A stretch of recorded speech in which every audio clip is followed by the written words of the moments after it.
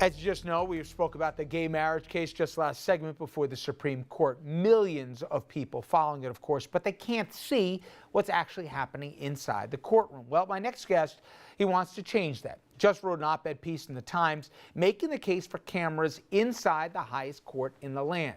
Jonathan Sherman, he's a litigator for the law firm of Boyce, Schiller and Flexner and a longtime leading advocate for cameras in the court. I spoke to him just a short time ago. I've heard a lot of arguments, including from justices, that if you brought cameras into the highest court, you compromise the only non-political institution that there is in the country, and we do it at our own peril. Why are they wrong?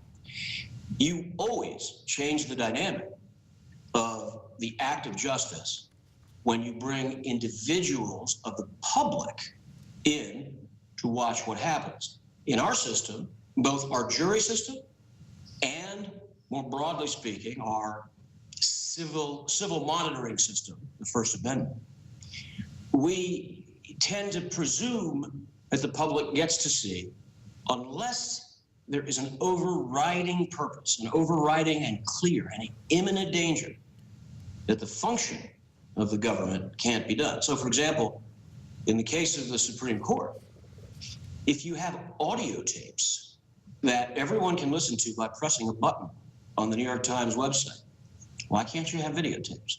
Kennedy says, hey, people are going to be mugging for the cameras here, and you're going to have justices that are going to try to inevitably get their soundbite out there or even ask a question to go for effect. I mean, if people want to relate it to probably the most viewed trial in recent memory, the OJ trial, you know, many people argued that Judge Ito and others, you know, they were playing for second careers in certain cases, that it perverted the process. Why is that completely wrong?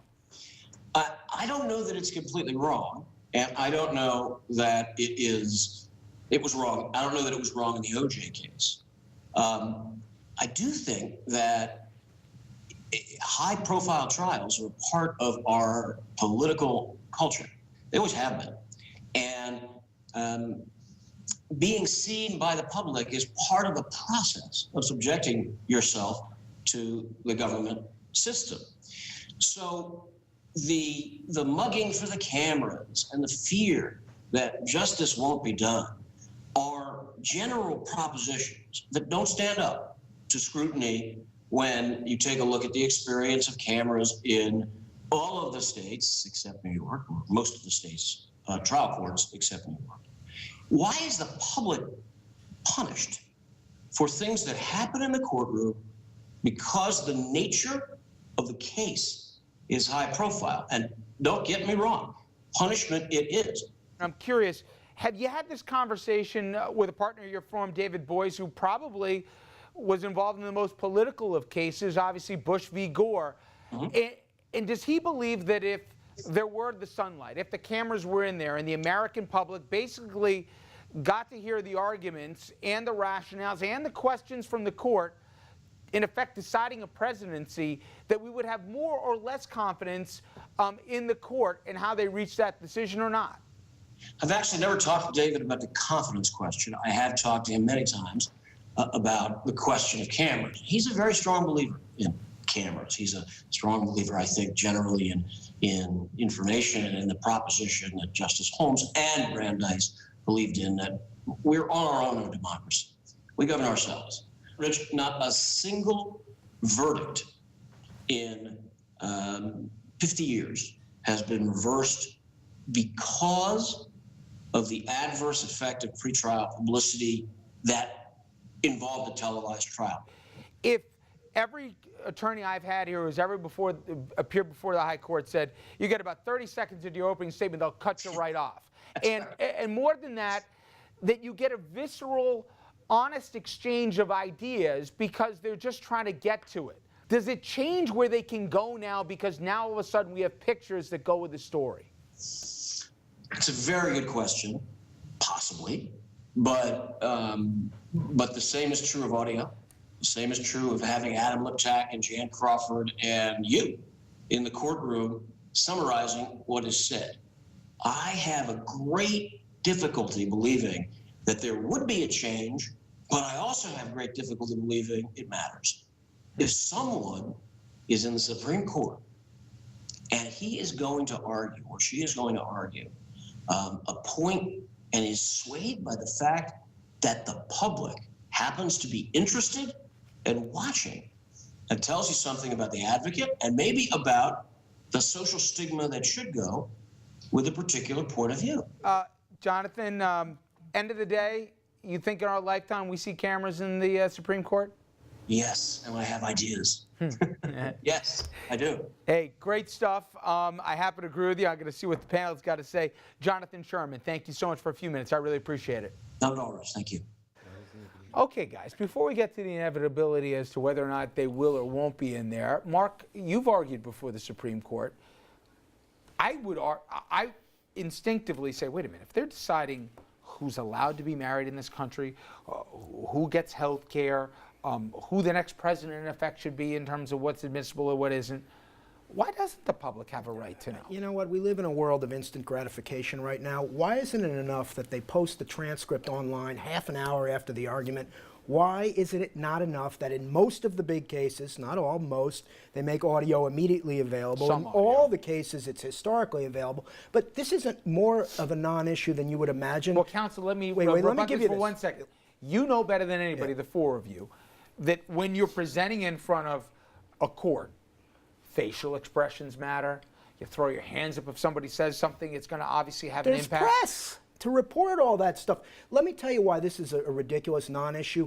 Right now, do you know that the Supreme Court justices in the United States are subject to no code of judicial ethics? And right now in Congress, there's a bill to make them subject to a judicial ethics code. So they have absolute unfettered discretion as to whether they recuse and when they don't recuse. Now, you and I both know. And They we're take certain cases, they take No. certain cases, they fill their dockets, they decide how they're going to be. But if they have a conflict of interest under which that would disqualify a regular federal judge from hearing the case, they are bound by no code of ethics. So now there's a bill in Congress to implement one, especially for the Supreme Court, and we're wasting time talking about Mayor, this. before he decides my rundown here, would you like to have Sorry cameras about in that. there? Cameras in the Supreme Court would probably be less of an issue than in other courts because the judges That are is not true. elected. If you start having cameras in courts where the judge is elected, judges sometimes have a tendency to try to be the center of attention. Might start Sometimes combing they're their hair, yeah. almost auditioning for their television show that they think they're going to have down the road. And trials take By the way, a lot how is longer. that Judge Mayo coming? Well, that TV show I don't now? know. We hit a couple of glitches on that one. Good one, and I would watch that. But you look at trials like the O.J. case. That case didn't need to take as long as it did. There's absolutely no reason whatsoever. And what you found was that they were waiting for the cameras, what days were good for certain people to be there. It became television. And in fact, lots of people's careers were launched based on that. Greta Van Susteren. I mean, you take your choice of people who began television careers based on their I can coverage. certainly of the argue case. Judge Ito was You a know, show pony. I disagree with you guys on this. I believe that, when you see C-SPAN and you see how little people are doing, you look at an empty chamber and a guy's took the talking. words out of my mouth. But No, the thing on the is- mine run, nobody watches C-SPAN, But the and no thing one is is, going for to watch the person- regular for trial. the citizen that really wants to see it, he has a right to see it. A person that lives in some remote place in the country is never going to get to the Supreme Court. He has a Why right to can't turn you on his press a TV. button on your computer and print out the Why transcript can't they just watch like it? I did today Because Why can't and they read watch it? it? Although This is a because court for the nobody's American public. At the end of the day, why shouldn't his clients, who's literally married, Print hangs in the the balance, transcript no, and read it. hangs in the balance, why can't they see the men and women in robes that are eventually going to decide whether or not they get to be married or Well, not?